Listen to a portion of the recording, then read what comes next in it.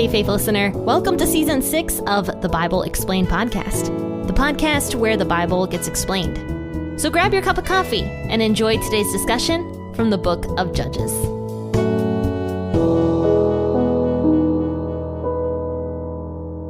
Good morning, friends and faithful listeners. Thanks for tuning into the Bible Explained podcast. I am so happy that you're here to share a cup of coffee with me. We're going to be discussing more about Samson's life. He hasn't been born yet, but we're going to learn about his birth today. And we're also going to learn about this angel of the Lord, whether this was just an angel, whether it was Jesus. Let's talk about this. We'll be talking about Judges chapter 13, verses 11 through 25 today. Make sure to grab your cup of 7 Weeks coffee, the coffee brand that supports babies in the womb.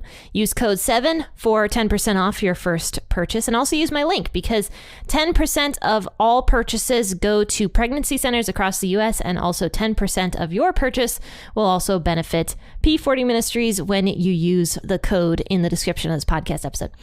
But let's enjoy a hot beverage this morning together as we also read Judges 13, 11 through 25. And as usual, I'll be reading out of the WEB. Manoah arose and followed his wife and came to the man and said to him, "Are you the man who spoke to my wife?" He said, "I am." Manoah said, "Now let your words happen. What shall the child's way of life and mission be?" Yahweh's angel said to Manoah, "Of all that I said to the woman, let her beware. She may not eat of anything that comes from the vine, neither let her drink wine or strong drink, nor eat any unclean thing. Let her observe all that I commanded her." Manoah said to Yahweh's angel, "Please stay with us, that we may make a young goat ready for you." Yahweh's angel said to Manoah, "Though you detain me, I won't eat your bread. If you will prepare a burnt offering, you must offer it to Yahweh." For Manoah didn't know that he was Yahweh's angel. Manoah said to Yahweh's angel, "What is your name? That when your words happen, we may honor you." Yahweh's angel said to him, "Why do you ask about my name, since it is incomprehensible?" So Manoah took the young goat with the meal offering and offered it on the rock to Yahweh. Then the angel did an amazing thing as Manoah and his wife watched. For when the flame went up toward the sky from the altar, Yahweh's angel ascended in the flame of the altar. Manoah and his wife watched, and they fell on their faces to the ground. But Yahweh's angel didn't appear to Manoah or to his wife anymore. Then Manoah knew that he was Yahweh's angel. Manoah said to his wife, "We shall surely die because we have seen God." But his wife said to him, "If Yahweh were pleased to kill us, he wouldn't have received a burnt offering and a meal offering at our hand, and he wouldn't have shown us all these things, nor would he have told us such things as these at this time." The woman bore a son and named him Samson. The child grew, and Yahweh blessed him. Yahweh's spirit began to move on him in Mahaneh Dan, between Zorah and Eshtaol.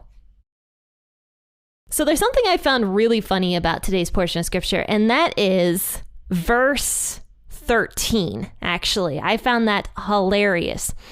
Because what ended up happening here was, when we talked about this on Wednesday, Manoah's wife had gotten a message from Yahweh's angel. And this angel, according to Manoah's wife, looked very awesome, but she didn't realize that he was an angel. She kind of thought that he was a prophet. She wasn't exactly sure. But she got a message that though she was a barren woman at the time, like she wasn't able to have kids, she was going to have a son. And this son was going to be very special. He was going to be a Nazarite, which means that he was going to be set aside for God, because that's what a Nazarite vow was. It was a vow for an extended period of time. And during that time, a person would dedicate themselves to God in everything that they did. So they wouldn't drink any wine or any spirits, basically. And they also wouldn't eat anything from the grapevine. They would totally avoid grapes and raisins and vinegar and all sorts of stuff that came from grapes. And they would also avoid cutting their hair and a handful of other things, like eating anything designated to be unclean. They just would make themselves pure for God, if that makes sense. And so Samson, Manoah's wife, found out that Samson, her son, who she hasn't had yet, was going to be a Nazarite even from the womb. So Manoah's wife also couldn't eat anything unclean while she was giving nutrients to the baby. She was also partially under the Nazarite law, but not exactly. So she couldn't drink any alcohol, which we know now anyway that alcohol is bad for developing babies. But at this time period, they probably didn't realize that. So she wasn't supposed to drink any alcohol at all. And she also was not supposed to eat any grape products. And then she was also not supposed to eat unclean foods for the entire time that she is nourishing her baby, from the time that the baby is in the womb, even while breastfeeding, most likely. So anyway, Manoah's wife received that message from the angel. She goes and tells her husband, Manoah. And Manoah's like, I think I need to hear this myself. And so he prays to God, where we left off last time. And he was basically like, God, please send this angel again so that we will know what to do with the child who should be born. And that is in verse 8. Teach us what we should do to the child who shall be born. But here's the thing, the angel had already given the instructions for that to Manoah's wife, but Manoah needed to hear them himself. He wanted an extra sign, most likely. He just wanted more to the story, even though his wife had already gotten the full story. What's super funny about this, and what I laughed about today, is first and foremost, God did listen to Manoah's prayer and sent the angel again.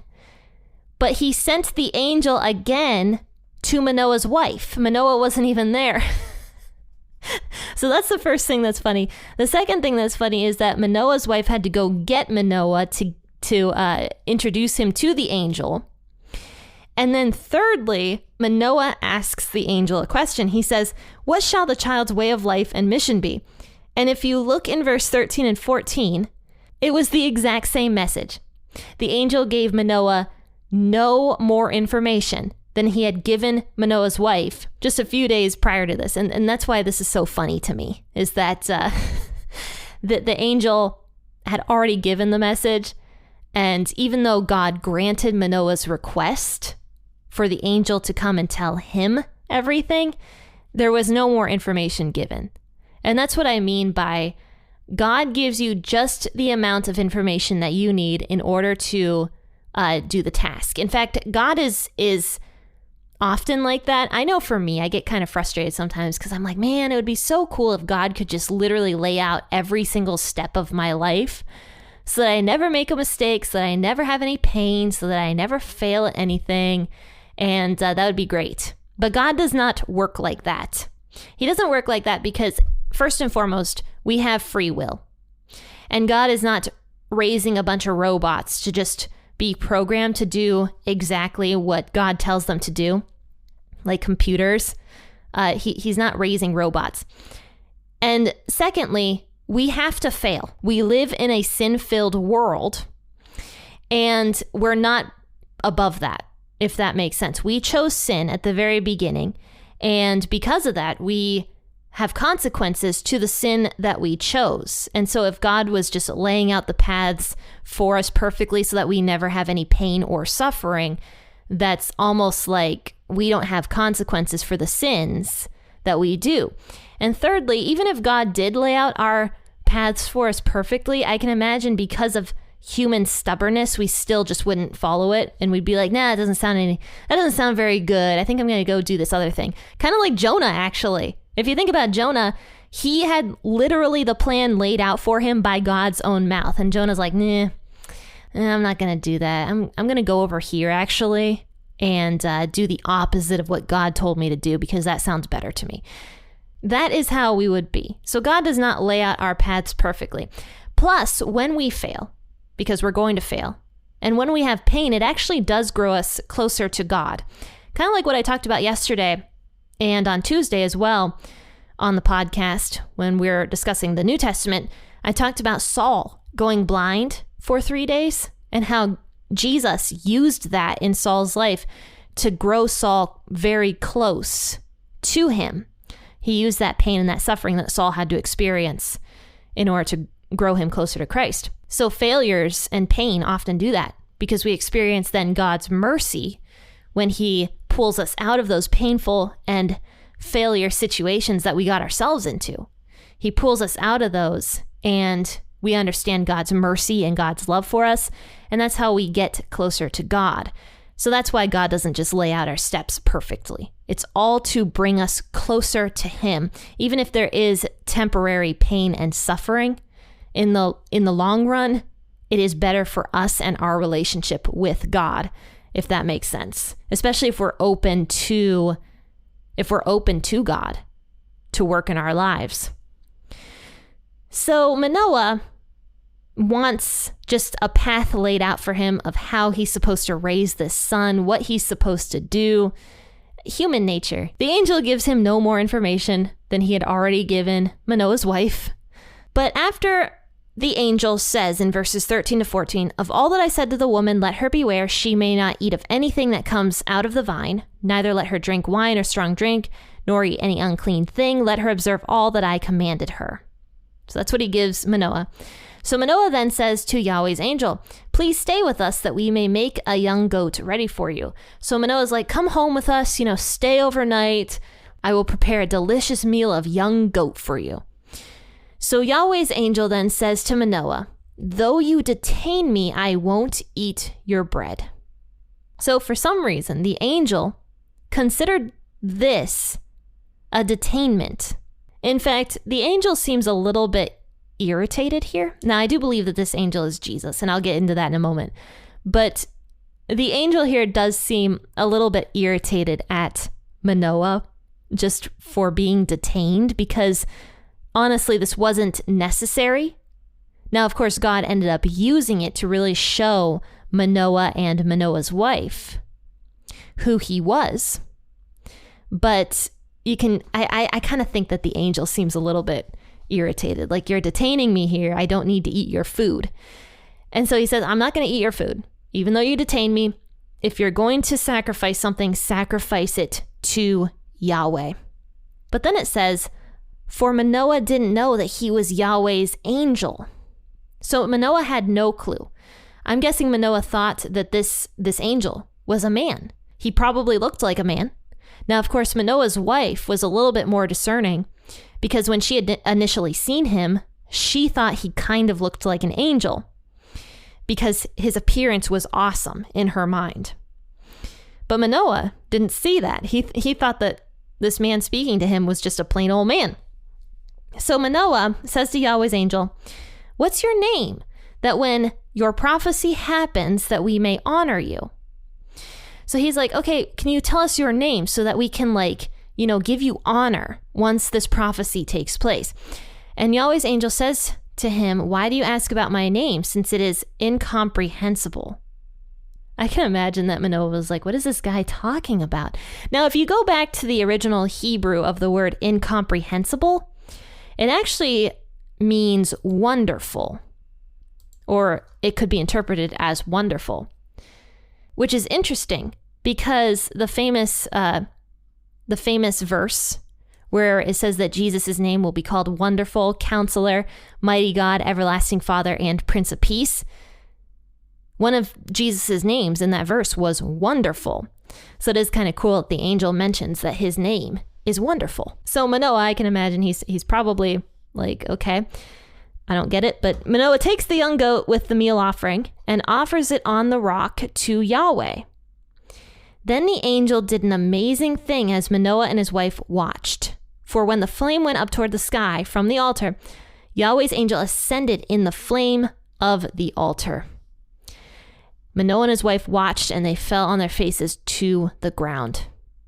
So Manoah offers this offering to God on the rock.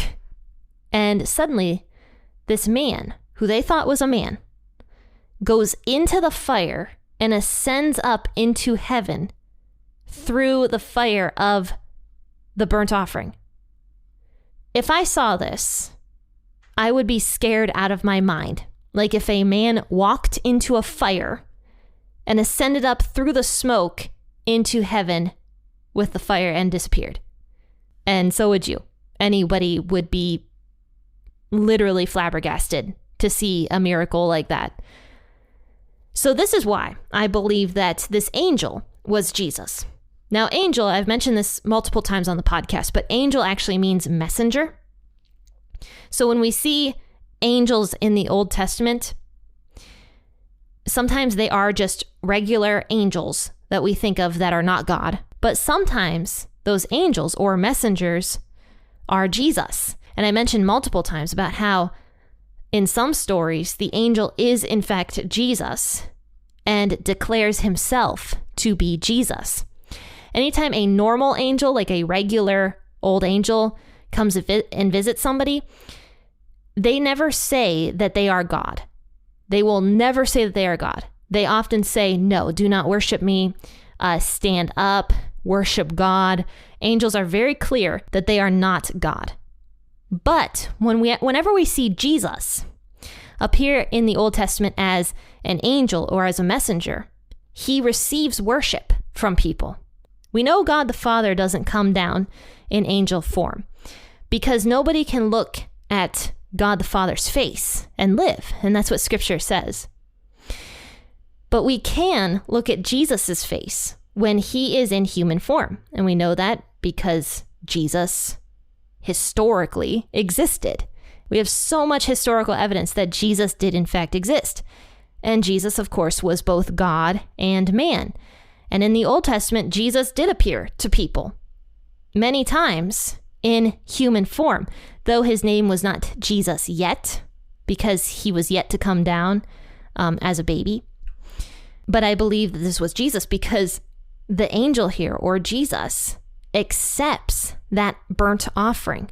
He accepts it, and he goes into it and ascends up into heaven through that burnt offering. No angel of God would ever accept a burnt offering from a human being, unless, of course, that angel was Jesus. So Jesus accepts the burnt offering, and the angel did an amazing thing as Manoah and his wife watched. For when the flame went up toward the sky from off of the altar, Yahweh's angel ascended into the flame of the altar. We also know that Jesus ascends and descends multiple times in Scripture. So that's another thing that's unique to Jesus, is he often ascends up into heaven. So it says here, after that, Yahweh's angel didn't appear to Manoah and his wife anymore. Then Manoah knew that it was Yahweh's angel. And Manoah said to his wife, "We shall surely die because we have seen God." So Manoah knows now that this was no ordinary man he was speaking to. He was speaking to Jesus. And he's like, okay, we're going to die now.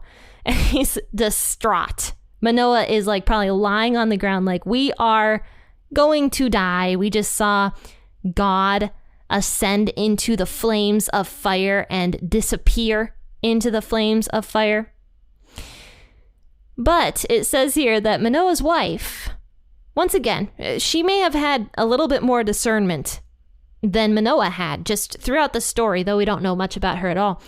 But just in this story, she just seemed a lot more discerning than Manoah was. Just the fact that she kind of picked up at the beginning of the chapter that this man was more than a man, possibly more than a prophet, because he was awesome looking. His face looked like an angel to her.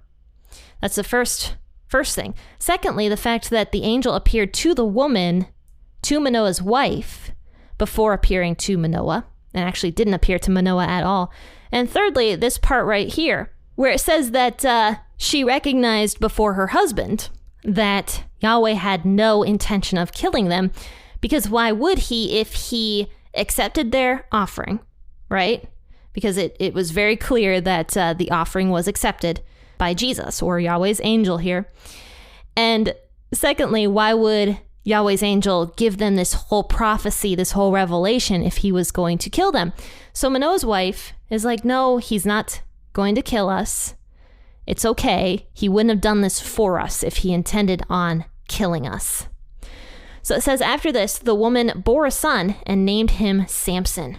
The child grew and Yahweh blessed him. Yahweh's spirit began to move on him in Mahanadan between Zorah and Eshtaol. So Samson is born. Everything that the angel told Mrs. Manoah has come true, and she now has a son who is supposed to be set apart, who is supposed to be holy for God, a son who is given great strength, and a son who is also a picture of the state of Israel at this point in time. A person with great strength, blessed by God, but rebelling every chance that he gets. We'll get more into Samson's story in the next coming chapters. He is one of the most discussed judges in the book of Judges. There's multiple chapters on Samson's life because of of his life being a picture of the Israelite nation, but also he's kind of a picture of us too, of us Christians. So we're going to learn a lot about Samson's life. We're also going to learn how it applies to us also. So stay tuned for that in the next couple weeks. It's going to be great learning about the life of Samson. Friends and faithful listeners, check out all the links in the description of this podcast episode. And also just have a fantastic weekend. I will see you guys on Monday. Happy listening and God bless.